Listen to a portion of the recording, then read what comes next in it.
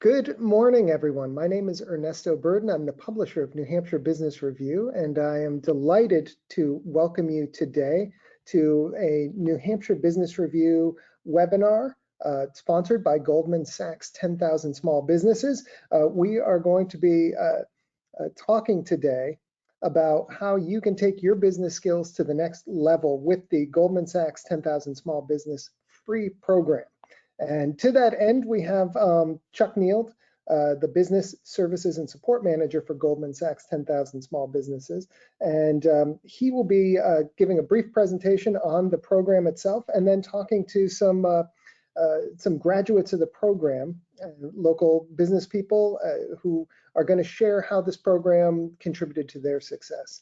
And that they include Andrew White, the president of ComptUs, Nick Bratton, president of New England Document Systems, and Mary McDonald, founder of Genuine Local. So with that, thank you all for joining us, and let's bring up Chuck.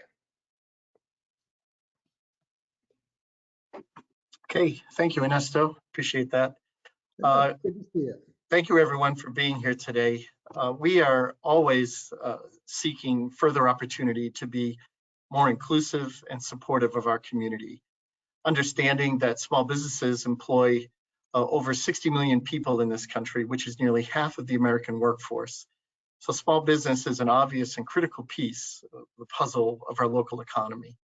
And today, I'm here to highlight, along with some alumni from our program, an opportunity through a partnership that I'm very proud to represent. We have partnered with the Goldman Sachs Foundation to deliver the 10,000 Small Businesses program for a simple reason: to help small businesses create jobs by giving them one, a practical business education, and two, business support services. So what we're going to do today, agenda-wise, we have some slides we're going to go through, and I will be brief because I want to get to a question and answer with our alumni, graduates of our program. This program lives up to its name. It's an unusual name, 10,000 Small Businesses, but we have served over 10,000, close to 11,000 now, and across all 50 states, in the District of Columbia, in Puerto Rico, and 125 of those businesses being right here in New Hampshire. Okay, so I am going to move along and share my screen and put us into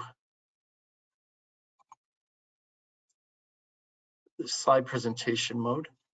I'm hoping you can see that. So 10,000 Small Businesses initially started out as a program. Excuse me, Chuck, we don't see a screen share. Okay, sorry about that.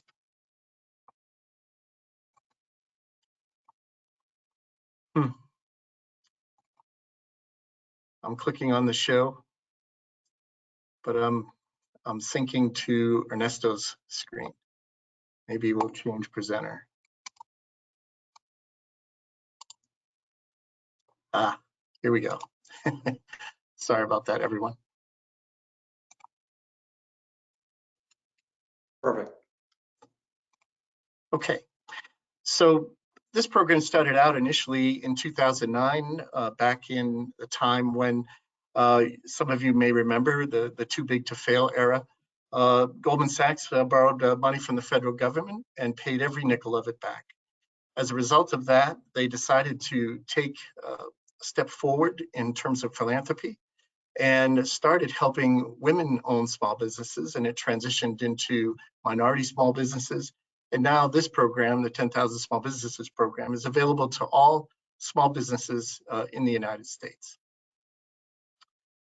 So some of our participants at this time, and this is just before the pandemic, 46% of the participants are women.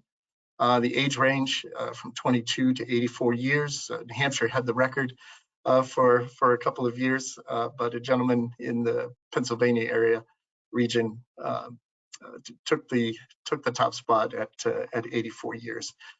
Education ranges is across the board. We have people that have gone through high school and GED, to all the way through to professional graduate degrees, doctors, scientists as well.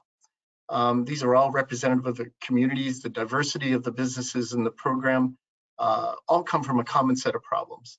And it's unique how they all interact and collaborate to help one another take their questions about how they're going to grow their business to the next step. If you can see, it might be difficult, but the bottom right-hand photo, that's Warren Buffett.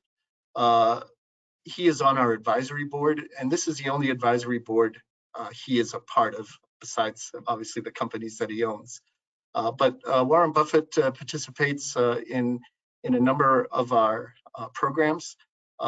He is a fan, an advocate of small business, and if you go to YouTube and look up Warren Buffett and 10,000 small businesses, you'll see some very inspiring messages that he has provided. Other members of the advisory board, Mary Barra, the General Motors CEO, Michael Bloomberg, former presidential candidate and mayor of New York, and the CEO of Bloomberg. And recently just added Jennifer Lopez to our advisory board to help with the Latinx movement of small businesses starting to emerge as a critical space in the small business world. What you can expect from us, the commitment to you, this is a no-cost, full scholarship program. It is based on current content from Babson College.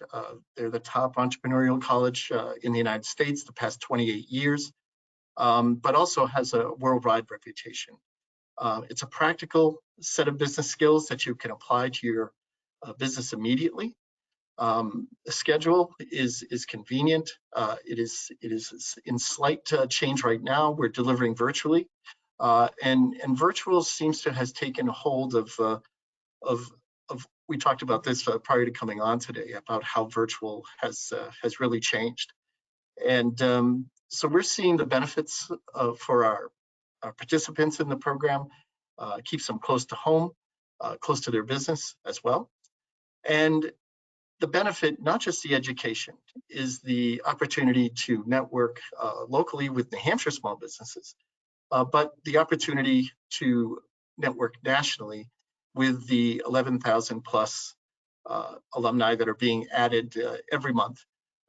If you had an opportunity and you wanted to speak to someone in a different region, had an idea to potentially grow your business in another state, you'll have the opportunity to connect and gain advice from reputable people that have been through the program just like you have. Also, the opportunity to access capital at the state, the federal level. We'll bring in a panel of people that you can communicate with openly, and they're going to help you understand how to take that next step, how to present yourself to gain funding. You may be trying to grow your operation, a larger building, more equipment, more employees for better outreach.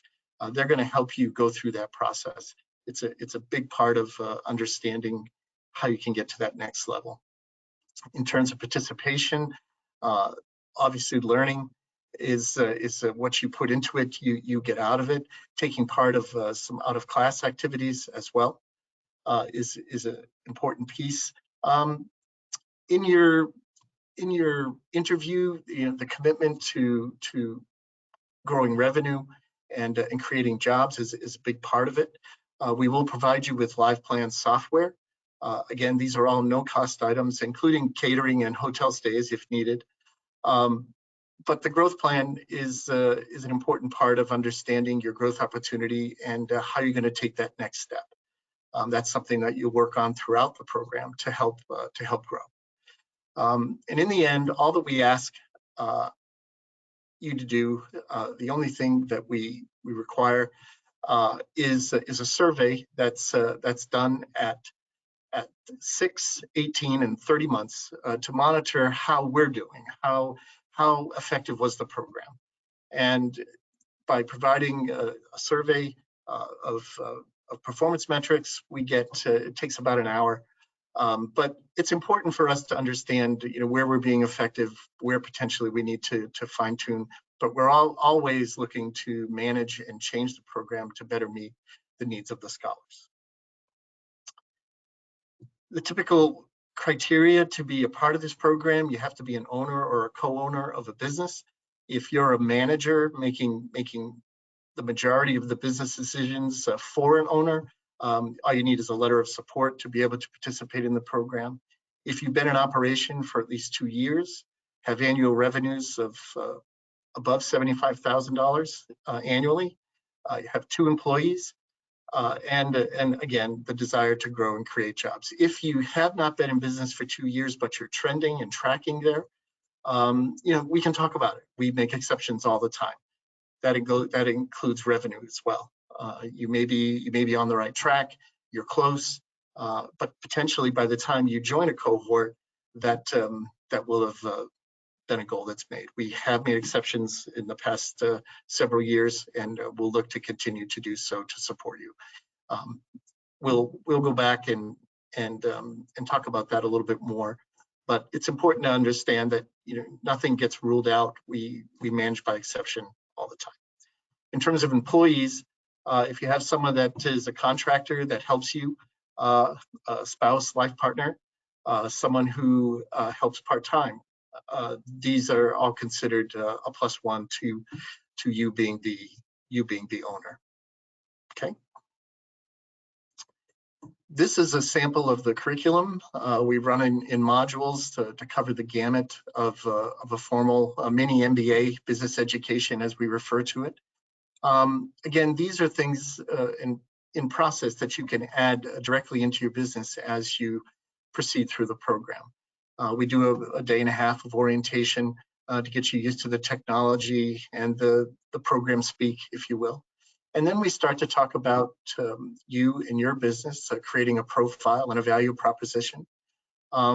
We head right into a financial statements workshop, growth and opportunities, where you start to look at an opportunity, how you're going to take that next step. Money and metrics, leadership, organizational behavior, how you hope to develop your people, how to retain them. These are all critical steps, especially in these very challenging times of maintaining and attracting staff members.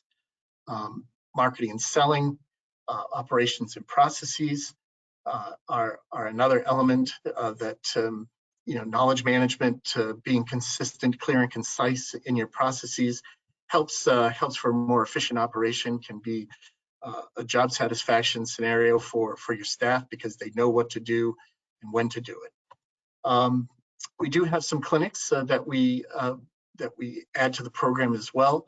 I talked about the funding clinic in regards to providing steps and best practices for approaching a funding opportunity to grow your business. Probably the most popular part of the program is the negotiations clinic.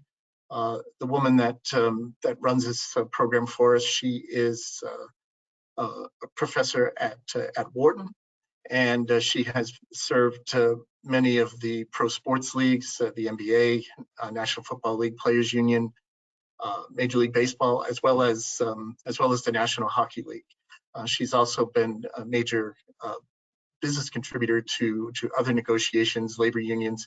She really provides an enlightening understanding of negotiations and the mindset to have when you're trying to work a supplier for better pricing. You're trying to gain supplies, especially in a supply chain scenario like we're in now. How to negotiate your best step to take when the need arises. Even just buying supplies and equipment for your business. These are all part of it. It's been so popular, as a matter of fact, we've added a second part to it, because what happens is after the traditional class we have, she actually really drives the class and people get into it, and it goes long. So we've kind of had it separated into 2 parts now to keep people fresh and give them a chance to really retain and grow with their negotiation skills. And at the end, the Action for Growth piece, as you've proceeded through the program, we look at you producing a growth pitch, a 5-minute pitch of understanding what your business is, what your growth opportunity is that you've identified for yourself, and how you're going to put that plan into action and predict results. It's a great way to provide, if you will, an elevator speech. Someone who asks you, "Hey, what do you do? Well, what's your business about?" This is your chance to sell them and give them more information about who you are, what you stand for, how you're looking to grow, and what you can do for them. And that really is a great way. And it's something you can always go back to when a new idea or a new product or new information comes up about your company. You can always take that process and play it forward. Quickly, our partners, as I mentioned earlier, Babson College provides all the content for this program. They teach the same program within their own university MBA programs. There is a national program that because we do operate in 20 sites around the country, New Hampshire being obviously one of them. But what's more important is they do serve all the other states where there aren't site for that can hold this program. So they bring people in to Wellesley Waltham for Babson, and they are getting to the point where they're doing a little more virtual work as well. Obviously, right now in the current times of the pandemic, they are operating virtually, but they are looking to go back because the spirit of collaboration and people working together is really a hallmark of this program and why it's so critical. In terms of other partners handling applications and gaining information for us and actually doing some market outreach for us, ICIC is an inner city economy group that is a nonprofit, and they work with all the sites to incorporate best practices for outreach and reaching out to inner city economies in different states to try to get qualified applicants into the program. Our local partners, the program is run out of Manchester Community College. We use some of the faculty from the community college system of New Hampshire. We partner with the Chambers of Commerce, the economic development organizations throughout the state. And we also accept nonprofit organizations into the program. We've had several come through that even though they're not for profit, they're trying to fine tune their marketing message to grow donations and to get out there in terms of outreach. And they've been very successful applying the same tactics that a for-profit business would. Okay. So these are pre-pandemic stats. The program itself increases revenues within 6 months of 67% of the businesses that participated. The businesses created new jobs in 47% of the cases versus a national rate of 30%. And this was interesting to me, and I've seen it in action, but 86% of the alumni do business with each other. These are people that have completed the program. They're even doing business before the program ends, which is kind of neat because you're putting your best foot forward. You're talking about the quality of your work, the spirit of your business, what your business does, and people say, "I need that. That's something I know someone who could use your type of services." And one of our alumni today may speak to that, as I think he said recently when I met with him that he's done business with 6 of our alumni in the program, which is really great. The program has a 98% graduation rate. That's probably decreased a little bit in light of the pandemic. Sometimes people have really, shown that despite their best efforts, the pandemic got the best of them. We've seen other small businesses thrive and change and pivot and really grow with the support of the network. But we have seen a little bit of a drop. Sometimes people just cannot get through the process, and we still support them. They're a member of our alumni group. We reach out to them. We try to ensure that they have the support that they need to go forward. They're invited to clinics that we hold post-graduation based on topical. For example, we had people attend for the payroll protection program and for EIDL grants. We had another program about restarting, and it was an alumni clinic that people that had to drop were able to join. So it's not that we choose that people leave for obviously very serious reasons, and we empathize with them, but we don't leave them behind. Okay. And the deadline to apply is December 10th. The sooner the better. We do fill up, and we are always on the lookout for trying to help people. If I will put the website here, 10ksbapply.com/New Hampshire in the chat, and I'll also put my email on there as well.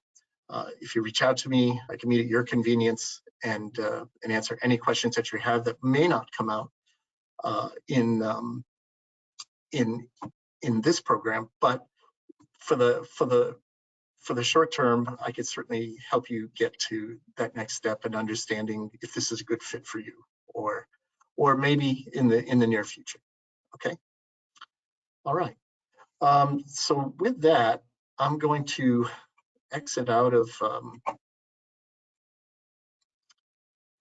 the screen, and I'd like to bring in our alumni panelists.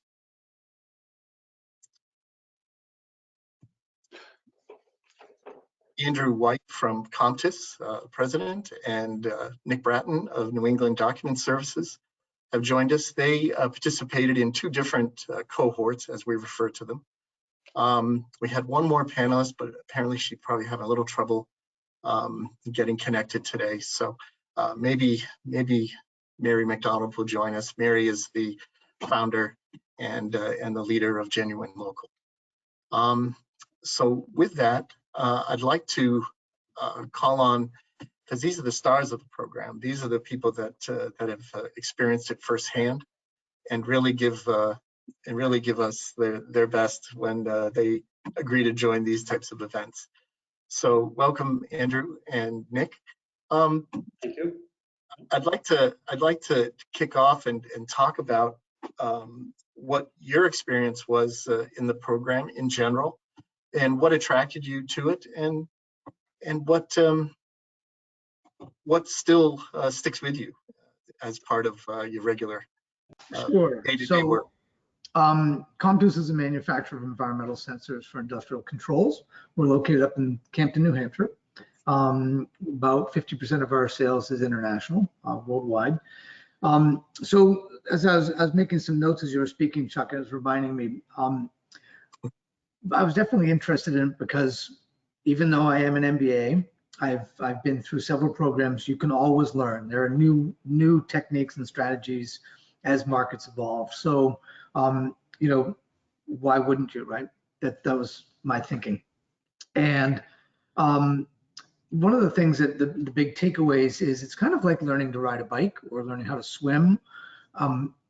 It's daunting at the beginning, but it becomes second nature. So in talking about, it's been 3 years since we graduated. The things that you do to run your business after you've graduated become embedded, and you almost don't realize that those skills are just part of your natural thinking and go forward plan of what you do. So it really is, it's ongoing, it's iterative, it's always evolving. I mean, just having this conversation here reminded me as well about, yep, I've worked with some other graduates from the program and doing various things. So there are lots of little pieces to it. And I don't want to take a lot of time right now, but there's a great amount of sort of the tendrils from the program continue on and sort of keep you thinking about ways that you run your business differently. Great. Nick, any thoughts? Oh, you're on mute. Yeah, okay. I have some gutter work going on outside my house, so I've been muted. But good morning, everybody. And Chuck, thank you for having me. I'm a great proponent of the Goldman Sachs program. I tell you how I got involved in it. Well, I was solicited, like some of you have been, and my first initial gut was, boy, that's a heck of a commitment. I'm too busy to do this. And I don't want to commit to this and then halfway through, say, geez, I have to drop out, or I just don't have time for that meeting. So that was a big concern of mine. The other one, I'll be quite honestly, as you can tell by video here, I'm not the youngest guy in the shop here. I was 65 years old and in my 35th year of business. So I said, boy, I'm too old for this. I've missed the boat. And I can tell you, it's the greatest thing I've ever done from a business standpoint, greatest training or whatever you want to call it that I went through. Extremely valuable. I wish I had done it when I was just starting my business. So those of you who are afraid of the commitment or that, geez, it's not for you, it is absolutely for everyone. As Chuck showed you on that slide, it touches every aspect of your business, from finance, marketing, operations, and so on and so forth. And you're going to be able to work on all of those. But if you have a weakness, you're going to be able to work on that weakness. And you're going to have so much support around you to help you with that. The other thing I can assure you that everyone everyone is supportive. It's amazing how the group comes together as I'll say a fraternal organization or whatever, a sorority, but it's incredible. You've really become tight. You develop the greatest networking group in your business career. I don't think you can top it. And I have 4 or 5 other networking groups that I belong to that are very valuable to me, but this is really a wonderful one. And then I guess finally, I'll say I was a little concerned about a growth plan, saying, okay, what do I want to pick? And you've just got to trust the process, because it will develop naturally as you go through this program. You'll get so much help from the other cohorts, the other scholars in your cohort, from the Babson and the community instructors, and from Chuck. Chuck is always available. He's a great resource. So you will determine that after a while, so don't let that stop you. And then finally, your last day, when you have those 5-minute presentations of growth, that is very, very interesting and fun to watch people. And you're congratulating people, you're giving them support, and they're supporting you. It's really awesome. I can't say enough about it. So I don't want to sound like a sales pitch. I'm not being paid for this, but really enjoyed it. So thank you. And I may be interrupted here for a minute to go pay the gutter guys. Yeah, it's important. You're coming up this season, right? Yes. Can you talk about, because I kind of hazed over a little bit, the amount of time that the program takes, and you kind of hit on it, Nick. You spoke to it when you said, there may be a subject area that you may need to learn more about, but you may be really strong at marketing and selling, so that may not be as, even though you're tuned in, it may not be the same level of need, if you will. But can you both talk about your time commitment? And I know I don't want to steal anybody's line, but I think I've even heard you say this, Andrew, that it's not time spent away from your business, it's time spent on your business, right? Andrew, I'll let you go. Sure, I'll jump in on that. Yeah, that's one of the notes I wrote down. I mean, really, this isn't free. It's your time that you're giving. So, you're not paying for the course, but you are giving for it of your time. And absolutely, I mean, I had a long career in HR. So the personnel side that week was not really an area I had to focus on. But financial modeling, that was an area where I had some strength, but it was an area where I knew I could grow. So you're absolutely right. You are going to have weeks where it's going to ebb and flow for what you need to learn. And some of the things you need to learn are kind of whack you in the head, like, oh yeah, but you've got your growth group, you've got your business advisor, and you're going to have the overall cohort that's going to be able to, through sharing of experiences, you're going to realize that A, you're not alone in your learning, and B, there's someone out there that actually could probably walk you through something to help you understand it better. So it really, again, what's it worth to you? Well, I know Nick and Mary and I and several others, we keep coming back to pitch it because we believe in the program and what it did for us. And it sounds a little, I don't know, crazy, but it's truly, I want to be able to share this with other folks and help them understand the value of the program. The time commitment that goes by so fast, it's unbelievable. You're looking at it in the beginning. I think we talked about it, Nick, Chuck. The first day, we're all really quiet and looking around, and then by the end of the week, we're all like, blah, blah, blah, blah, blah. I mean, really hard to get a word in, right? Yeah, we were chatty Cathys. So it really was a lot of fun, and you suddenly realize for the next few months, you're going to have a group of people you can lean on, and who are going to lean on you, and then that carries forward after you graduate. Yeah. Over to you, Nick. Yeah, I agree with everything you say, Andrew. I can add that the commitment did not become an issue for me. I was fortunate to be able to spend an hour or so during the workday on some of the exercises. Otherwise, things have changed since I've been there, but we had Monday through Friday, I think we had webinars. I think you still do that. Those are very helpful, great presentations, but you're not alone. For instance, the growth aspect of it, which is a main focus of it. We do want to see some growth. So I gathered my top management team around. My sales manager, ops manager, HR, and we talked about growth opportunities, and we picked one together, and I developed it, and it works. So you're not in it alone. You'll get through it. You'll just, if you enjoy business, which I can't imagine you wouldn't, you'll be awestruck by the stories that you will hear and the problems that people overcome. It's fascinating. Yeah, I like to go back to people asking questions within the group, because they can try out some of those questions in confidence with your peers in the cohort before they take it back to their company. I'd like to try this. This is something I've considered, and someone to say, I tried that, we failed. It didn't work because, and someone else would say, yeah, we did it and it worked, and this is why it worked. So you get that varied level of experience, both good and not so good sometimes. And I still remember, Nick, it's funny you said that early on. I remember you coming up on that second day of orientation saying this is the best decision I've ever made. And it was early, because I was a little skeptical, because I was new to it. It was the first time we had delivered the program.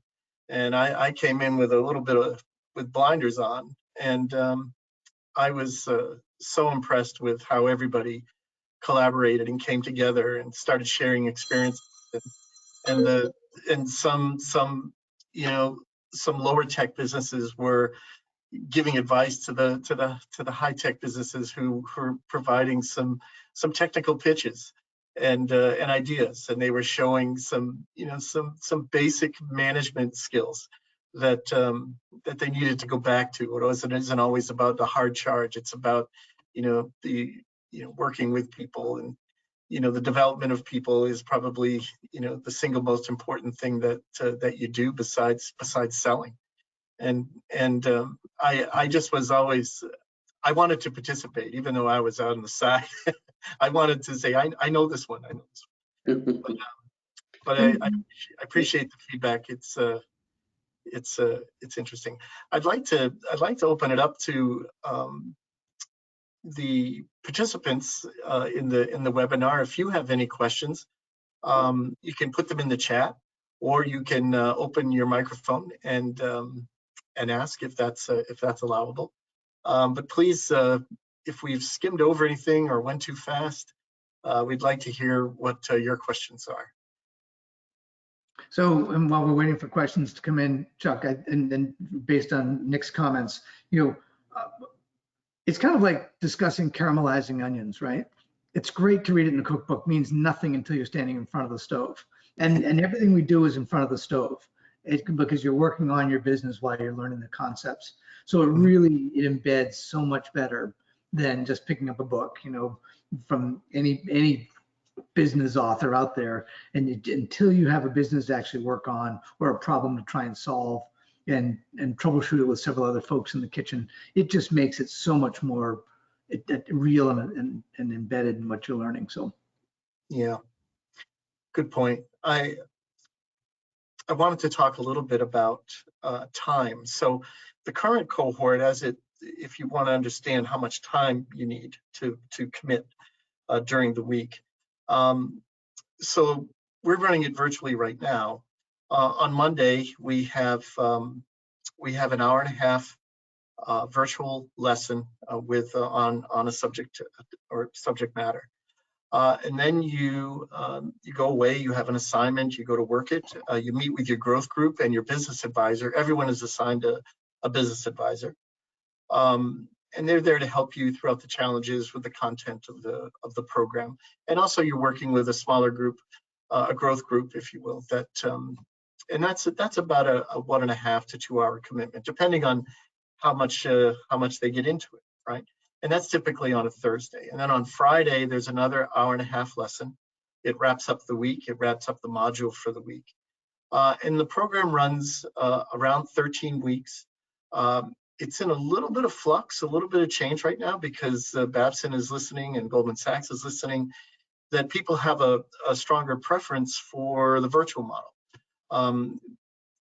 Andrew and Nick have been through the hybrid or the blended model where they had a couple of days of orientation, they went away for a few weeks, virtual learning online, and then they came back into the classroom for 3 to 4 days.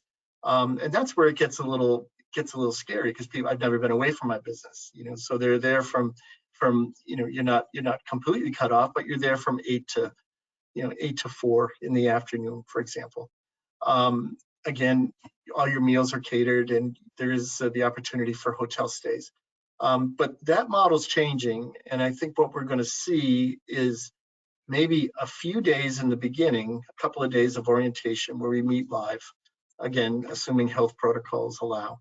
And then we're going to go completely virtual. And then the end game where you do your growth pitch will be another 2 to 3 day type in classroom, meeting together, getting to know one another. That's what it's starting to look like. But the bottom line is the experience that you get from collaborating and networking in class, the conversations that happen organically. I was going to ask a question to both of you. Did you notice how people changed throughout from the beginning to the end of the cohort? You may not feel that you did, but I know I saw people change. I was wondering what your impression of that was. Yeah, I absolutely did. You break into groups. I think there were 6 in our group, and there was one woman who was very timid and kind of lacked a little confidence. Had an ongoing business. By the end of the program, she was so confident. She was like just ranting and raving, like this has helped me so much. It built her self-esteem, so on and so forth. But yeah, everyone, you see everyone changed a little bit. You can't help not to. Yeah, confidence comes up. Yeah, it does. And then you have these benchmarks. I think one of my favorite ones, just quickly, was the financial one, where you look at ratios and percentages, and it gives you you're able to judge yourself against some benchmarks, not industry benchmarks, but business benchmarks, because every industry is different. But it's pretty neat, and that gives you some confidence or gives you something to work on. Yeah, we've seen some real growth when people come in and they'll say, I have someone that does that for me. Financial, they tell me when I can go and when I need to back off a little bit. But when they can start look at performance metrics, financial metrics on their own and understand the health of their business from day to day, That's a huge change. Andrew, did you see any changes in people as they progress through the program? Oh yeah, and part confession here is I I was concerned about being out of the building, and because that really reflected on my management style. But being Sure. out of the building, I realized that the people that are around me, I learned quite a bit about their capabilities, and they stepped up where they needed to. So it actually off script from the uh, concepts in the class, I began to realize that my management style needed a little bit more training, a little bit more work, because I wasn't letting go of things that I really actually should have. So everybody rises up, and everybody Yeah. meets the challenge pretty well. So it's great. I've heard that from a number of people. They'll say, I delegated, scared to death, but boy, I had no idea how capable my staff was, or how capable they were of answering their own questions. I guess I trained them well, but the feeling that they had that sense of confidence that which allowed them to participate more in the program without that fear. Yes, and get out of their way. I mean, a lot of times we forget. You just need to let them go and get out of their way, and then the true problems or areas for development within the organization will emerge. And oftentimes that comes down to communication and documentation of policies and procedures. And then you realize once you do all of that, you can hand the script over, and then you can actually grow the business in more significant ways. Yeah. Yep. Development, right? Single most important thing. Yeah. Ongoing. It looks like Nick had to drop, or probably maybe they're working the gutter, probably caught the wire. But can you talk about the biggest takeaway from this program, Andrew, for you, if you could? I think I touched on it earlier, that it's about you learn so much you don't really realize you're learning, and then you just, those tools are in your tool shed. They're part of your skill set, and going forward, you're going to, if you really step back and look at it and say, oh yeah, I don't even really think about it. It's just embedded in what I'm doing in my decision making. So, and that's just a broad concept. Let's see. And it also crosses over to many other aspects of your life. Being better at communication, or being better at delegating or allowing others to lead. Well, there's all sorts of opportunities around us within our friendships and families for that to extend into. So for me, it's being, again, as I think Nick said earlier, more confident in areas of your business management style that are going to transfer into some of your personal life and your friendships and associations. So that's all, I mean, it's all positive. I mean, it really is. It feels good when you realize, oh yeah, I used to be a real nudge about that, but I've gotten better about it. So yeah. Nick. That's good. Nick, can you talk about a single takeaway that you might employ every day or every week as part of from what take away from the program? Boy, you got me. So as you can see, I left there for a while, so I lost my focus. I think, boy, just having the confidence of having a professional group of career-minded entrepreneurs that I can reach out to is comforting. If I ran into trouble, I have a lot of people that I would probably talk to and bounce ideas off of, and I think that's just invaluable. Kind of goes back to the whole spirit of what I've said here, that you have an incredible network here. But as Andrew said, it does make you more aware of things that you should do, such as delegate and listen. But the one point that he mentioned that really does resonate with me is when you are away from the business, when you do get together, it's great for the other employees. The management team steps up. It's just like when you go on vacation. They step up and they take charge, and you realize that you're not as valuable as you think you are. So, but it's, I'm not allowed in production anymore. I'm not. No, just stay away. I'm not either. By the way, quickly, New England Document Systems is a company that helps other companies go paperless, manage their documents electronically, cloud storage, and that kind of stuff. So we have production staff that has supervisors, and the supervisors and managers all step up, and so on and so forth. So That's great. Okay, I don't see any questions in the chat. If you do have questions, my information is in the chat if you want to reach out to me directly.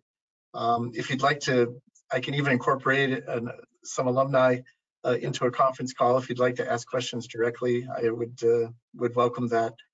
Chuck, if somebody wanted to reach out to me offline, they'd be more than happy to. More than happy to talk to them. Thank you, Nick. I'm sure Andrew feels the same. Yeah. Yep.